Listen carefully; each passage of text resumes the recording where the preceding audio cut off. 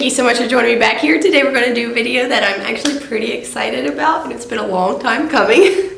months ago, I don't even remember when it was, probably sometime last year, I did a video of my midway thoughts concerning Throne of Glass. So today we are going to do my final thoughts concerning Throne of Glass. I finally finished the series last month, I think. Yeah, I have a bunch of thoughts that I want to share, and I want to rank this series in this video. So that's what we're going to do today. I'm going to talk about each book, my overall thoughts on them, and then I'm going to rank them at the end. The only one I don't have is The Assassin's Blade, which is it's not a novella, but it's like the prequel book of short stories. I don't have that, but I have the main series that I'm going to rank. Do want to point out that I woke up super congested this morning, and it's very noticeable and very nasally today, so I apologize for that. Let's jump into it. First of all, I do want to talk about The Assassin's Blade really quick, just because it is part of the Throne of Glass series. So I want to get my thoughts out there. I like this one, and I wish I had read this one sooner. I'll get to it a little bit more when I talk about the Throne of Glass itself, but I didn't really like Throne of Glass, the first book, because of Celaena's character. I felt like she was a lot of talk with not a lot to back up what she was saying. She just goes through the whole book talking about how great of an assassin she is, and I'm just over here like, okay, you can say that all you want, but where's the proof? I wish I'd read this one before that, for that proof. Honestly, I know a lot of people recommend reading this one after you've read like the first 2 or 3. I would probably have liked to have read this one first. It explains a lot of the backstory that is kind of referenced throughout the series concerning other characters, concerning Aelin's past, Celaena's past, so I would have preferred to have read this one first. I liked Celaena's character a little bit more, having known all of these little stories about her. So I wish I had read this one first. That's just my take on it. I should also say that this video will contain spoilers. Spoiler warning. If you do not want spoilers for Throne of Glass, don't watch this video, because I plan to talk about all of the books very freely. All right, let's get into the actual series. Forewarned, it's been a while since I've read some of these.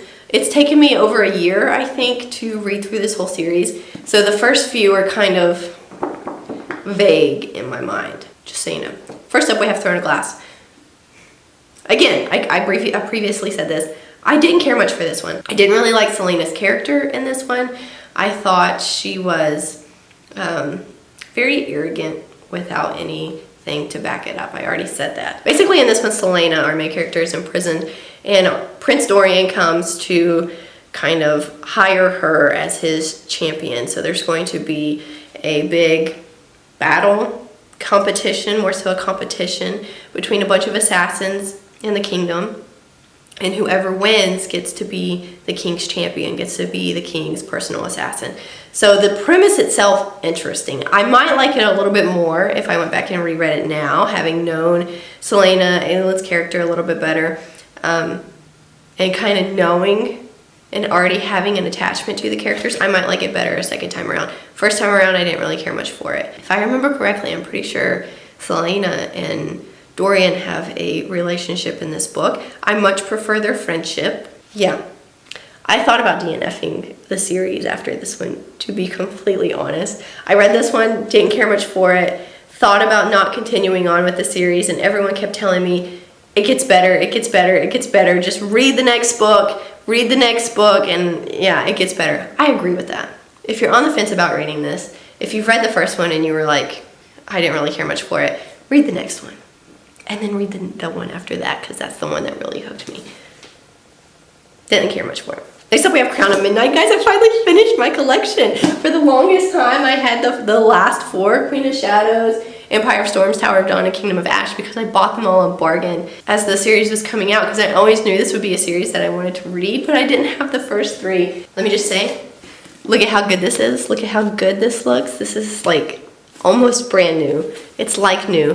I got it for $1 $1. My library has like a little bookshop inside of it. My local library does. $1. And then today I went out and got Crown of Midnight and Heir of Fire. So I finished my series. Finally, I have all of them on my shelf. Next up we have Crown of Midnight. This one gets a lot of hate. I know a lot of people don't really like this one. Looking back on it, I don't remember how I felt the first time reading it. Looking back on it, I really like this one. A lot goes down in this one. Basically, Selena wins the competition in the first book. She becomes the king's champion. And instead of actually assassinating all of the contracts that the king gives her, she basically saves all these people. She tells the king that she kills them, but she stages it to where it looks like she's killed them, but she hasn't actually killed them, and she gives them a chance to escape, essentially, and live. So, made me like Selena's character a little bit better in this one. We have good development with her friend, Nehemia. A lot of people start to dislike Kaol. Starting in this one, it really picks up in the next one, I think, and the one after that. But overall, I thought this one was pretty intense, especially at the end where my mind wants to say unlocks, but I don't know, she opens the other realm. I don't remember what it's called. She uses the weird keys, the weird gates, weird marks, whatever they're called, to unlock the other realm, and is able to unlock her face side when she goes into there. And then Kaol's all freaked out, and then she goes to Winland. Is it Winland? All these names get mixed up in my head. Either way, a lot goes down in this one. A lot happens. I actually liked it. I liked all the scheming and stuff that she does behind the scenes. And I liked all the character developments. I liked I even liked the relationship between Selena and Kaol. I like Kaol. I know a lot of people hate on him. I like him, especially by the end of the series. So I actually kind of like that relationship here. I like her better with Rowan, but I liked it while I was reading it. Next up we have Heir of Fire. This is book 3, and this is the one that I feel like really hooked me on the series. And I don't think I'm alone in that. I think a lot of people feel the same way about this one. This is the one that I read and I understood what people meant when they said it gets better. In this one, Selena is off to kind of try to find help, and she goes to a different continent where magic has not been stifled. And she is found by Prince Rowan, who is a fae male and works for her aunt, Maeve. So Maeve has kind of recruited her, sought her out, whatever you want to call it. And so Rowan comes and finds her and decides to train her. She's kind of broken in this. Nehemiah has just died. Nehemia, whatever, has just died in the last book. So she's broken. She's grieving. She's suffering a little bit. And so he kind of draws her out of that deep, dark pit. And in this one, I think it's this one, that it's revealed that her name is Aelin. And she is actually the Queen of the North, the lost princess of Terrasen. This one is super chunky. A lot of it is training between her and Rowan and kind of their relationship being developed and that connection just being solidified. And at the end of this one, Aelin, I'm going to start calling her Aelin now because that's who she is now. Aelin decides to go back to the other place. Is there a map in here? Adarlan. I always want to say Adarlan. It's Adarlan. She goes back to Adarlan with Kaol and Dorian to basically take her country back is the end goal of everything. But she leaves Rowan behind because magic is still stifled on that continent, and so he would be either stuck in his fae form or stuck in his hawk form. So they separate. Aelin goes back home. Looking back on it, not a whole lot happens, but it's good. A lot happens in this one. Okay, this one, super good. A lot happens. I get giddy kind of thinking about this one just because so much happens and it is so good. Basically, Dorian's possessed. He's got the collar around his throat. He's got a demon shoved down his throat and into his body. And so he's possessed. And Aelin is back in Rifthole. Kaol is working for the rebellion. He has left the guard. In the last book, when Dorian was imprisoned, he kind of ran a little bit and didn't want to be turned into a demon himself or killed, so he ran and is now kind of a rebel and helping lead the rebellion to catch all of these demon-possessed guards and stuff like that. Lysandra becomes a main character in this one. She comes over to Aylin's side and they work together to kill Arobin. Love that part. Love the way that Aylin kind of twists everything and fixes the will to benefit herself. I think she maybe deserved it a little bit. She deserved some compensation. Love that her and Lysandra start developing a relationship in this one. Excellent. Manon. I always said Manon. Reading it physically, but I listened to the last few as an audiobook, and apparently it's Manon. Whatever comes out, the witch girl, Manon, is introduced in this one as well. The witch side, I almost said side quest, the witch side plot, very interesting to me. Sometimes it was my least favorite parts in the book, but just as a whole, I like Manon and her character, and I like her character development. So, starts out, Aylin's back in Rifthole. She knows her cousin Adian. Adian's introduced in this one, like, for real, too. He was introduced in the last one, but, like, we get his character in this one.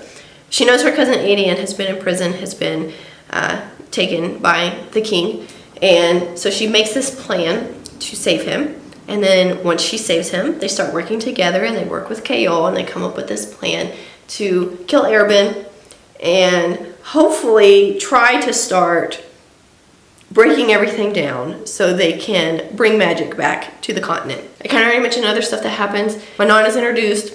She is on the opposing side right now. She's on the king's side. On the demon's side, she has her wyvern, Abraxos, and they basically, at the end of this, the ending is what is so good about this one. At the end of this, she and her dragons, they're kind of dragons, she and her wyverns come to the glass castle, and they all have a battle, and Aylin is battling Dorian, and Dorian's battling himself because he doesn't want to kill Aylin, and the king is there, and basically they shatter the glass castle or parts of it and kill the king, and now Dorian is left as king. Aylin is left as this kind of in limbo character where she's powerful and has this tentative alliance with Dorian, but she doesn't have a kingdom yet. So that's where this book leaves off. It was excellent. It was so good. Okay, I know a lot of people talk about Empire of Storms and Tower of Dawn together because you can tandem read them. I did not tandem read them, and I'm a little disappointed that I didn't. Whenever I go to reread through these, because I'm sure I will, I plan to do a tandem read next time. But I didn't this time, so I'm not going to talk about them together. First, I read Empire of Storms. Again, a lot happens in this one. The last few books, especially in the middle, a lot happens in them, and a lot goes down. I remembered something from this one that I need to mention real quick because it's one of my favorite parts of the series. Kaltain is a big part in this one. She's mentioned in the first book, and she's kind of a prominent side character. She's almost Aylin's rival in the first one in terms of going for Dorian's affections. She plays a large role in this series, and I'm so interested in her character. I wish we could get more about her. I wish we could get maybe like a little novella or something from her perspective. I love everything to do with her storyline in Throne of Glass. Plays a large role in this one. She basically destroys part of the demon fortress, I guess you would say. And she gives a lead one of the weird keys to take to Aylin. Love Kaltain. I ache for something more from her. Okay, back to Empire Storms. We have some new characters in this one. Elide is a lot more prominent in this one. She is introduced in the last one, becomes a lot more prominent in this one because she's trying to find Aylin to give her the weird key. She meets up with Lorcan, who is also a fae, who is after Aylin, I believe. He wants to kill Aylin. So that's his goal, and since Elide is after Aylin as well, they kind of team up. She doesn't realize that Lorcan wants to kill Aylin, but they do team up to kind of go find her together. Throughout this, I love Elide and Lorcan's relationship. Throughout this, they join a caravan, they pretend to be married. He, like, cuts off strips of his shirt whenever she's on her period. It's excellent. I love their relationship. Manon's development in this book, excellent as well. She starts off being told that she has to do all this stuff. Parrington is revealed to be a demon king prince. So Manon is kind of dealing with that. Her grandmother gives her a bunch of orders that she does not want to follow. Manon is starting to develop this conscience that she didn't have before in this book. And she kind of starts to develop it in the last book, but it's really developed in this one. And there's like a tipping point where she disobeys an order and her grandmother orders her second. She orders Astrid to be killed, and that's kind of the breaking point for Manon. She's like, not going to happen. So she and her 12, they're the 13 together, I think. She and her 12 girls hop off the cliff and their wyverns come and get them, and they fly away, and now they're going to go join the rebellion. They're going to go team up with Dorian and Aelin, essentially. Rowan and Dorian get some good quality time in this one. They kind of meet up together and make their way to Scold's Bay to wait for Aelin and the rest of the crew. Rowan starts to teach Dorian how to handle his magic. Aiden and Lysandra come. Lysandra is also learning the depths of her magic. So they all meet up at Scold's Bay to talk to Rolf to try to convince him to help them in their rebellion. We got some new characters. We got Gabriel, we got Fenris, who are after Lorcan on Maeve's behalf, because Lorcan has they're all bound to Maeve. So Gabriel, Lorcan, Fenris are all bound to Maeve. And Lorcan has kind of gone off on his own mission that he says is for Maeve, but Maeve didn't ask him to do it, so she sends Fenris and Gabriel to kill him. But they all meet up in Scold's Bay, where a big battle scene goes down, and it is intense. It's intense. Lysandra is my favorite part of the battle scene. Aelin is like possessed by this goddess, and kind of really learns the depths of the god's power. That whole battle scene in Scold's Bay is fantastic, and had me on the edge of my seat. The end of this book, though, is where this whole book is crazy, now that I'm sitting here thinking about it. So they all meet up, they defeat everyone in Scold's Bay, and then they're like, okay, well, we gotta go find some stuff to defeat this army. I don't even remember what it was, but they go to this marsh place, and they're looking, and they get attacked again, and they win. And they end up separated to where it's like Aelin and Alid and Manon, I think, maybe even Dorian, are out on the cliff. And Rowan, I know Rowan's not there.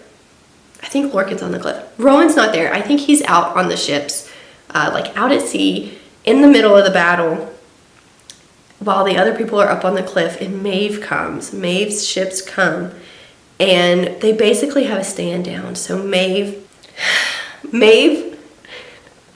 has this show off with Aelin. They're not even like fighting, but she basically has her whipped. Lorcan's blood oath is severed, and Maeve takes Aelin and locks her in a casket, pretty much. It's like an iron casket, and that's how it ends, is with Aelin being kidnapped. Guys, intense. And then going from this one to Tower of Dawn, I was like, what? Because so much happens in this one, and not a whole lot happens at Tower of Dawn. I'll get to it in a minute. It was a little jarring, I'm not gonna lie. How fast-paced this one is compared to the next one. It was a little jarring. I wish I had tandem read them, and I feel like I would have enjoyed both of them a little bit more. Moving on to the next one. Next we have Tower of Dawn. All Chaol. All about Chaol. Aelin isn't even in this one. It's from Chaol's perspective. Irene is introduced in this book. She plays a major role in the last one, in the whole series as a whole, I guess. She's actually mentioned in the Assassin's Blade. She's one of the characters from the short stories that Aelin has met in her past. So Aelin knows Irene. They just don't really know that they know each other. So, all about Chaol. Chaol was injured in the last book. And the one before that? May have been the one before that. Chaol is injured and decides to go to the southern continent. He decides to go to the southern continent because there is basically, it's not a cult, but just like a group of healers that he hopes will be able to help him. He's paralyzed, essentially, from the waist down. He can't walk, so he can't fight.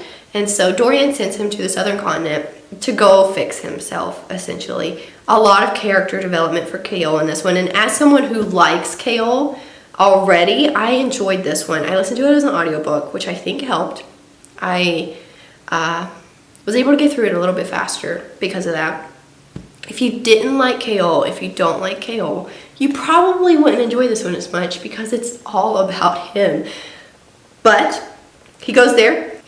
While he's there trying to be healed, he's kind of pleading on Rifthole behalf, on Adderlin's behalf. I always want to say Arderlin. Whatever, on their behalf to help them in the rebellion against the Vogue, against Maeve and Erewhon and all those people. So he meets Irene, who is a healer, and she kind of doesn't put up with his crap. She kind of just tells him, like, this is what you gotta do if you want to walk again. And their relationship blooms. I ship them hardcore. Love it. And in the midst of all this, they discover a bunch of information concerning Erewhon and the Vogue. They discover a bunch of information that's important concerning the Vogue, which they will use in the next book to defeat everyone. So this one is important in terms of the information you get. It's just maybe not as exciting as some of the other ones have been because there's really not as much action. We also learn a bunch of stuff about Maeve in this one. We learn that she is basically a Vogue princess and is on the run from Erewhon. And she's not actually Fae, she's not from this world. So we get a lot of information in this one. For that reason, I liked it. I like backstory, I like information. I really need like a reference book for all of Sarah J. Maas's series. Lastly, I did a reading vlog on this. I'm not going to go into it a whole lot because I did a specific reading vlog for this, which I didn't do for the rest of the series. It just came out if you want to go check it out. But Kingdom of Ash, last book. Very, very chunky. Very, very chunky. I listened to it on audiobook, I'm not going to lie, because it is right at 1,000 pages. And it would have taken me forever if I'd done that. Everything goes down. Everything's tied together. There's a lot of battle scenes in this one, which I enjoyed. But there's also a lot of political talk in this one, which I did not enjoy as much. I just read this one. Why am I blanking? Significant things that broke my heart. I'm so sad that the 12 died, that the 13 are no longer the 13. That made me emotional. I don't really get emotional over books. I'm just not. I don't know. I guess I'm not empathetic enough, sympathetic, whatever. I just don't really cry over books. I felt my throat closing up and tightening because of that. Made me sad. I'm also sad that Gabriel died. I feel like there was potential for a lot of people to die considering how much war and bloodshed happened in this book. And I hate it was Gabriel. I wish he and Adian had been able to reconcile and have some kind of relationship as father and son. I was about to say, I wish somebody else had died. And I kind of do. I just feel like it's a little unrealistic for all of the loved ones to survive. I wish it had been someone else other than Gabriel. Yeah, what else? I kind of like that Aelin lost her power. Ayoj, I watched your video and I know you said you didn't like that. I kind of did. I like that trope a little bit, I think. I don't know, I'm of the mindset that it's a little too easy if she overpowers, if she has more power than everyone else. Like, of course they're going to win. You know, it's like more of a challenge if she doesn't have that power, I guess. Basically, everyone is paired up at the end. Everyone's happy dory. Again, I did a whole reading vlog on this one if you want to check it out. It was good. Not my favorite. It was very long, very drawn out, a lot of politics, which I like politics sometimes, but there's just a lot of planning, and I'm just like, okay, enough with the planning. Let's actually go fight. Okay, this video is long enough. Let's rank them. Throne of Glass.